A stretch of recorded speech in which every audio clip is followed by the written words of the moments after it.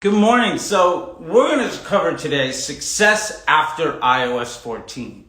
And really what we're getting down to is what some of the world's, dozens of the world's best marketers are doing right now, and big and small brands, 6, 7, 8-figure businesses that are successfully scaling and seeing great success. What do they all have in common? And we're going to cover that down today because I think it's super, super helpful. Also, if you are watching this, please feel free to ask questions, comment below, tag people that should see it, DM me with other things you'd like me to cover. Let's get to it. So, success after iOS 14. Now, I've been seeing a lot of brands for a lot of years follow a lot of different things. And obviously, I've tried a lot of different things. So what do some of the best brands in the world all have in common? Well, they share 4 specific traits. Number 1, hacking Facebook. Basically, everybody's that is very successful has given up on this. And there's really 2 reasons. Number 1, hacking Facebook is built on the idea that you can somehow outsmart the machine. Well, the honest truth is you can't. No one can. Facebook's machine learning is looking at literally trillions of data points for billions of users on millions of websites on the behavior going back a decade or more. You cannot outsmart this. I also just dropped 2 big videos on YouTube about how the Facebook algorithm works and deeper on this success for iOS 14, what the hacks have in common and why you should really avoid them. But to make it really short right here for you to understand, here's the thing. Hacking Facebook presents you with an opportunity for a short win, right? You get something that works today. The problem is hacking Facebook isn't the thing that's ultimately going to generate long-term success. It's a very high-touch process. When you're hacking Facebook either with audiences or duplicating ad sets or running cost caps or manual bids or trying to run engagement to traffic and video view and retargeting and all of these other things, what you're doing is you're spending a lot of time and resources in something that might very well work today. But if it's not something that you can continue to rely on a month from now or 3 months from now, how much work and time are you putting into something that ultimately you can't build your business on? Because the time and energy it takes to continue to do these things is time and energy and money you can't spend doing other things better. Ultimately, Facebook is the front end of a lot of businesses. The most successful businesses use Facebook to amplify their business model. Now, if you're constantly hacking the machine, that also means, to the other point, that what you are doing is presenting yourself as a lower quality business partner to Facebook, right? You're basically saying, I value our relationship, but I'm going to try to take advantage of you and cheat you and ultimately present a lower quality experience to your users, which is basically undermining your entire business model. Now, any relationship that you go into, when you tell your partner, you know what, I appreciate our experience together, I'm really looking forward to working with you. By the way, I'm going to do everything I can to undermine every bit of your business model, your legitimacy in our relationship. What happens? Generally speaking, things work out pretty poorly for you. And there's a reason why the people that are relying on hacks, one, yes, they can work today, but their cost of advertising continues to go up. The people that rely on hacks, you'll see them say, well, Facebook doesn't work anymore. My CPMs are in the 50s, 60s, 80s, $100 or more. And it's because basically Facebook is seeing you as a liability. Now, the most successful businesses, 6, 7, 8-figure or more, that have been really successful after iOS 14 have given up this effort to try to take advantage of the relationship and instead focus their time and energy on being very good partners, making ads that people want to see, creating content that end users appreciate and value, and making that shift from saying, I'm going to try to cheat this machine to I'm going to work with it. when you stop trying to fight the tide, when you stop trying to stop the wind, you're going to be, one, far more successful, and two, you can spend a lot of your time and energy in places where it actually makes a much bigger difference. Like what happens after the click, like what happens after the purchase, like what happens after somebody receives your product. Those are the things that can massively change your business and ultimately allow you to pay more money to acquire a customer, because your customers are worth more money to you, and you're taking advantage of monetizing the attention that your Facebook ads are giving you, which means you can spend more money on ads to begin with. Now, the second thing that these folks have done is they've really mastered the art of creative testing. The bottom line is ads do the targeting. Audiences don't do targeting. What audiences do is they restrict the available impressions that any ad can go see. Any ad, like every piece of content, an Instagram reel, a Facebook post, or anything else, Facebook knows who wants to see that and who's going to respond positively to that. And ultimately, Facebook knows your behavior since you started your Facebook account and how to prime you and condition you to take specific actions. Now, what this really means is Facebook knows who to show that ad to. Now, when you restrict the amount of people that ad can be shown to, basically you're saying is, Facebook, I know that you know who to show this to, but I'm not going to let it show it to the vast majority of people who would most positively respond to this content. Instead, I want to pay extra to prevent my ad from seeing the best possible people. And when you use a lot of audiences, not only are you trying to do that, but then you're also trying to starve the machine from seeing all of the data that it should. So you're going to get a far less consistent result that makes scaling a lot harder. So when you're using audiences to target, basically you're paying more money to get a less stable result that raises your cost of advertising over time and makes it harder to be successful because the ads do the targeting. So the best advertisers out there have basically figured out how to do creative testing well. Now, everybody's got a little bit of a different strategy. I teach dynamic creative testing with the 3-2-2 method. I've been using it for many, many years. It's a core part of the MBA program. Here's the thing. Your ads, when you're doing testing, ultimately should be designed to solve a specific business problem. Are you trying to increase your efficiency? In which case you want your ads to ultimately try to get one particular sales pitch and do it better. Or do you want to increase scale? In which case your ads should appeal to a different type of person or overcome a different type of objection. Basically, you want to use a different angle or concept. So if every creative test is either solving for greater efficiency or greater scale, ultimately, you're going to see greater results.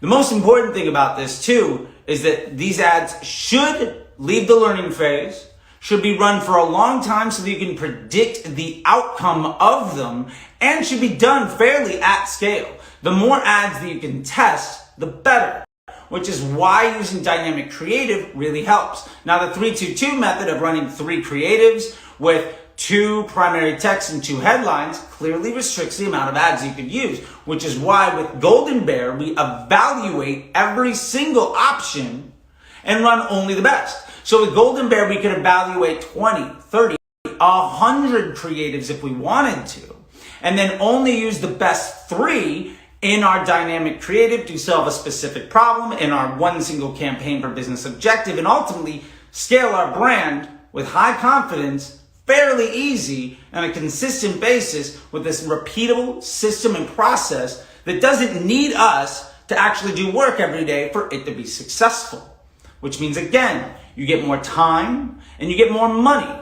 And ultimately means that you can invest your resources and brain power and everything else in your team in improving everything that happens after the Facebook ad, which is what most of these brands are doing, really all of these brands are doing, that makes them stunningly more powerful and successful than the folks that are trying to hack the machine up front every single day.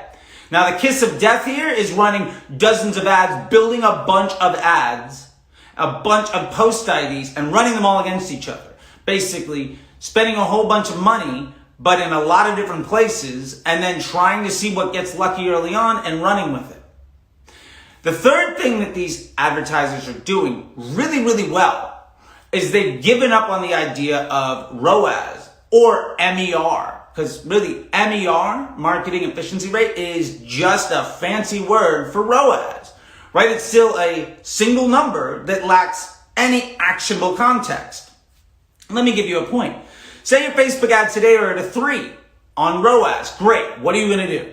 Maybe you increase spend, maybe you do something else. Tomorrow it's at a 0.8 and you're completely lost. Because you're running ads day to day, which will drive you insane and ultimately encourage you to take a lot of actions, which pretty much inhibits your ability to use the system properly at all, because it's a machine learning algorithm. If your manager came to you and micromanaged everything that you did every single day based on what you've done earlier that day and yesterday, you would never get good at your job. So why would we possibly think that Facebook would benefit from the same type of thinking? Ultimately, it's an employee that does all the hard work for us. We have to treat it as such. So, let's take another point. If MER is basically a fancy version of ROAS, how does that play? Well, say your MER is a 3.1. What are you going to do? Are you going to send more emails? Are you going to increase your Facebook ad spend? Are you going to try more creative on TikTok? Are you going to increase your Google? Well, you have no idea because you have a single number that basically doesn't mean anything. And then here's the real kicker. None of those numbers are actionable for one very particular reason. Somebody could come to your store and spend, say, $50, and somebody else could come the next transaction and spend $500. Now, they probably aren't, but what if they did? Well, that day you get 2 sales for $550. Now, your MER, your ROAS that day might be phenomenally better than the next day where you get 15 people all spending $60. Now, the point is, well, that number would probably be better. But the point is, you can't control the checkout cart size. Therefore, you cannot control the return on your ad spend because every single person is probably going to behave a little bit different. So the point here is what these brands that are very successful after iOS 14 all have in common is instead they're focusing on CPA, the cost to acquire a sale. Now, every sale is not the same thing as acquiring a new customer. And it's not just because some customers buy more than once. It's because when you make a sale, that doesn't mean that that person gives a damn about you. They've just decided to give you money once. So what we need to do is look at it like this. Every sale is an opportunity to further the path of the journey or start a new journey en route to the lifetime value of any customer. And ultimately, what scales revenue is a higher volume of the opportunity to get to a lifetime value. So what we really need to do is say, well, how much does it cost us to either start a new journey or continue somebody along that journey? The cheaper we can make that happen, and the more times we can make that happen, the greater our revenue is. Because ultimately, even if it's not the Facebook click that drives somebody, or because they have ad blocking on for any other reason, they make a purchase after seeing a Facebook ad, but we don't see Facebook get credit for it, that's still a great opportunity to continue the growth of our revenue.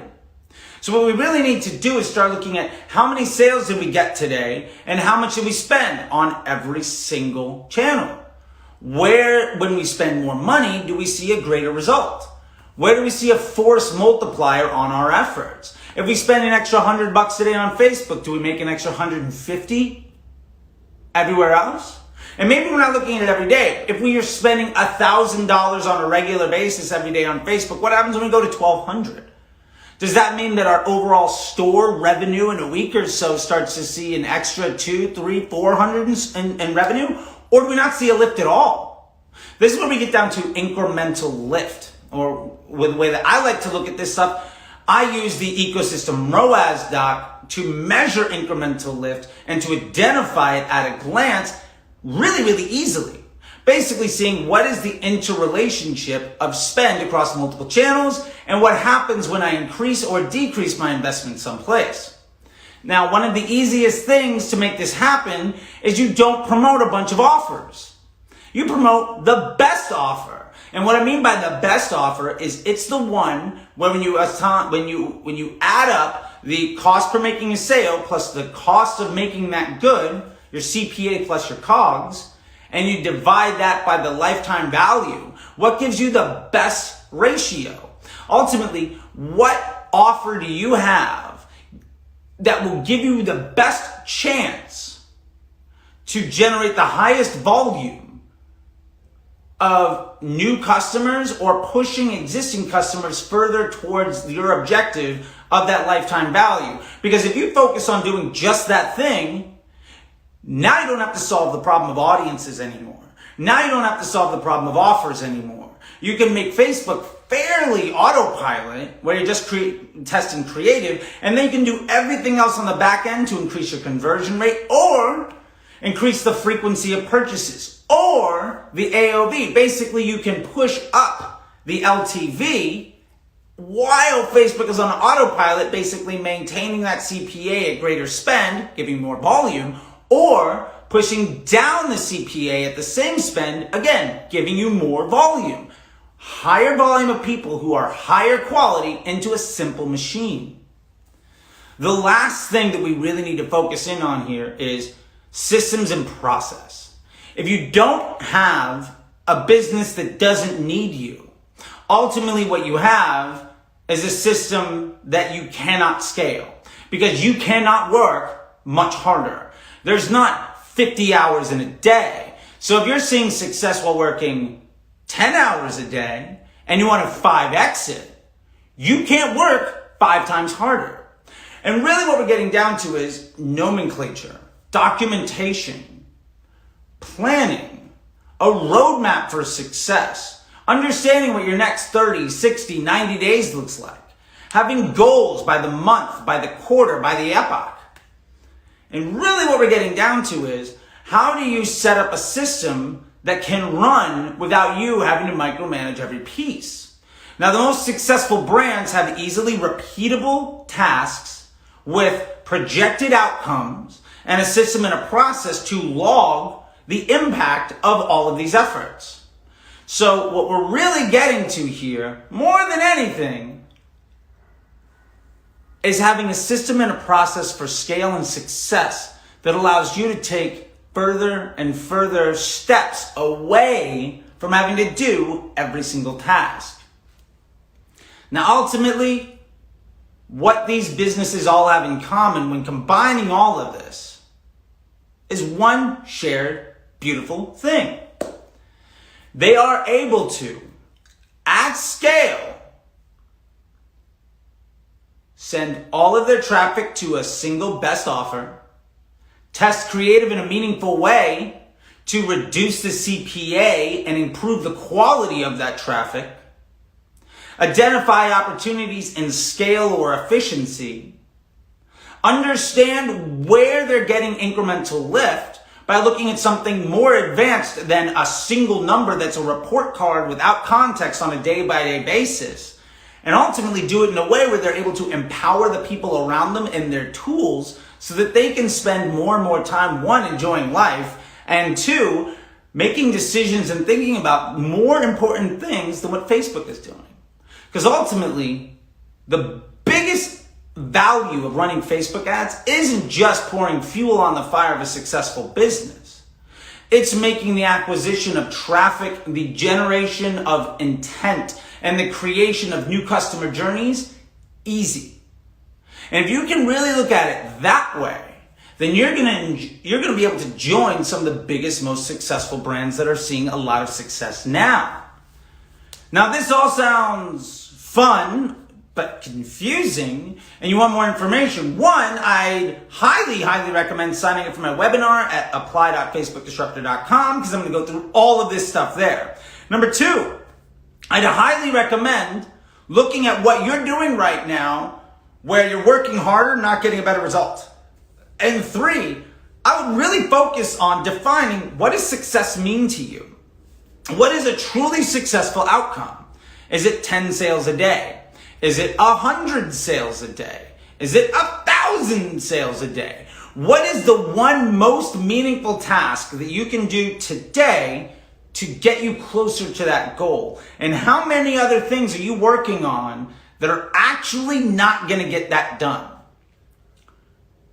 Far too many people that I see struggling basically have two things in common. Number one, they're trying to solve too many problems at once. You cannot solve any solution, any problem, while trying to test and improve multiple variables in the equation. It's just not possible, right? You cannot try to work on creative testing plus landing page testing plus offer testing and post-transaction journeys all at the same time and have any meaningful insight, because one thing affects the other, affects the other, affects the other.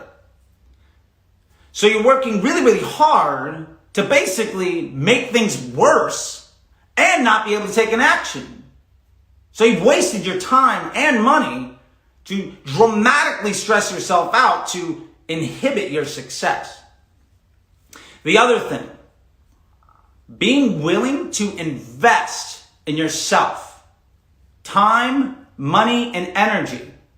When you can step away from having to do everything every single day, what that means is, one, you have something that's more stable and less stressful. And two, you can identify your weaknesses and then work on investing in yourself to improve them. I've done this over and over again. And what's really important here is that I personally have seen a return from it, and many other folks have. Some of the most successful business owners I know are constantly seeking coaches and mentors and improving themselves. The point here, more than anything, is that A, you need to simplify your solutions, because simplicity brings confidence. And number two, you need to consistently work on improving your weaknesses, identifying what is the thing that you can do well, but if you did it better, you'd have the greatest net impact. Now, I've devoted a lot of my time and energy to teaching people how to use Facebook ads properly to scale their businesses. And to be fair, I have regularly, successfully scaled 6, 7, and 8-figure businesses for nearly a decade now. And I've seen a lot of people do things very well, and I've seen a lot of people do things very poorly. And there's something that all the people that struggle have in common, and there's some things that all the people who are successful have in common.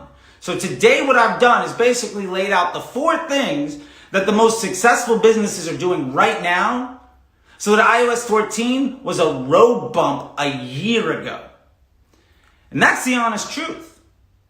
Now, there's a lot of other reasons that things could be struggling. There's a lot of other things that go into the algorithm. There's a lot of other things that go into business development. And I'm not going to try to cover all that here today. But if you want help in understanding why hacks don't work, how to test creative properly, how to measure your success in a way that makes you able to see actionable insight on a regular basis, and system and process that gives you time while you're making more money so that you can improve your weaknesses and ultimately become better at your job and improve your business and the outcome of your life. Well, that is what my webinar this Saturday is all about. So you can go on to apply.facebookdisruptor.com, check it out. It's free, you can sign up.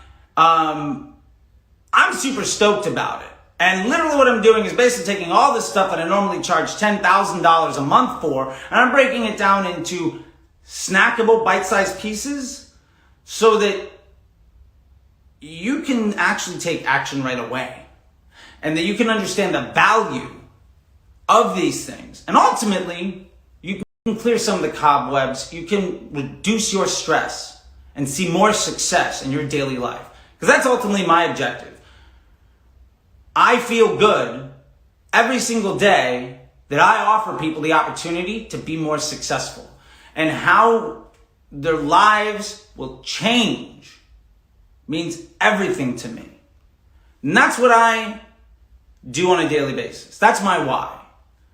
I put my head down on the pillow every night feeling amazing. My bills are paid and I'm enjoying my life. And the big switch for me was really taking all of the struggle that I've had over the last decade, the hundreds of millions of dollars that I've spent, the billions in revenue I've been able to help my clients and my students generate, and pass that on to other folks. Because the honest truth is, literally anyone can do this. Literally anyone, right? Like I've seen students who are graphic designers that are now running 80% of the spend for the biggest kayak companies in the United States. That's one guy. There's somebody else, his name's Kelvin. He literally can't get new clients to say no, right? I've seen my man Alex is gone from trying to scale his agency to not getting people to not accept a 5-figure monthly retainer, right? My man Sammy went from being an Uber driver to running a 7-figure ad agency, and he's surfing by 2:30 in the afternoon every day. Denise is now feeling like she doesn't have to throw up every single time that she wants to hit publish. Linda has had the cobwebs cleared so that she can quit her job in healthcare and start making a future for her and her family, because all of her kids are joining along with her too. Basically, here's the thing. There is a system and a process to being successful. That system and process is not copy-paste. But what it does is it teaches you how to think so that you can problem solve your way out of the struggles that you're having. And if you can do that, there's exceptionally small amount of barriers that you're not going to be able to overcome.